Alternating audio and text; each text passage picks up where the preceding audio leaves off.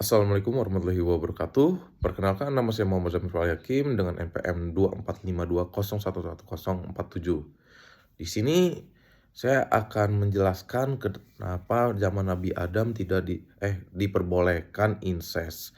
Sedangkan zaman sekarang incest itu dilarang. Menurut pendapat saya, incest dilakukan itu untuk keturunan ya pada di zaman Nabi Adam. Karena di zaman Nabi Adam, keturunan Adam tuh yang kita ketahui 4 ya teman-teman. Yaitu Habil, Qabil, Labuda, dan Iklima. Mereka diperbolehkan incest ya karena di zaman itu ya sedikit orangnya. Dan cuman Nabi Adam dan keturunannya. Dan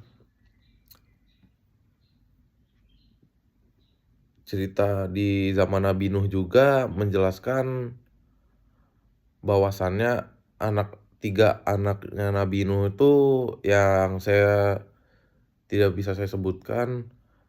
Yang pasti satu anak Nabi Nuh itu ada yang dari ini yang bakal menjadi ini yang tinggal di benua Asia, yang tinggal di benua Eropa dan di benua Afrika. Di situ sudah mulai ada perpisahan antar gen. Dan di zaman Nabi Muhammad, incest itu udah dilarang. Dan ada di Al-Quran juga. Karena incest itu menimbulkan kecacatan pada fisik keturunan. Dan serta untuk ini, kebanyakan penyakit bawaan tuh dari incest. Maka tidak dianjurkan untuk incest juga.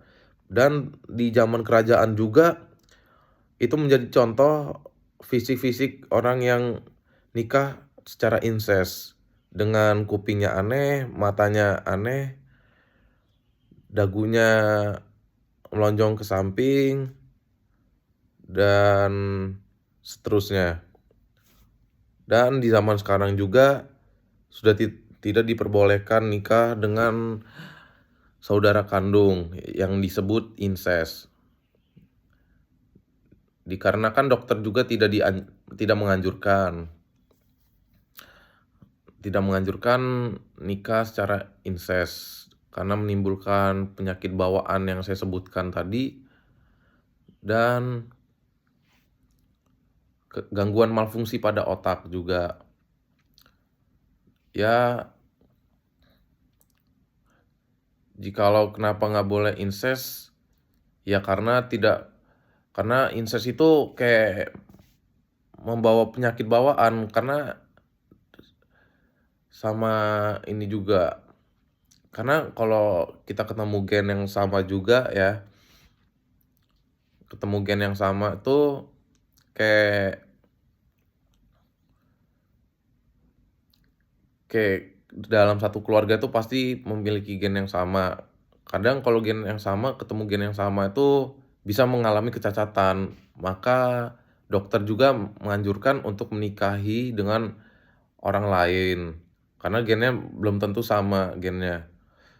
Dan sudah segitu saja. Cukup.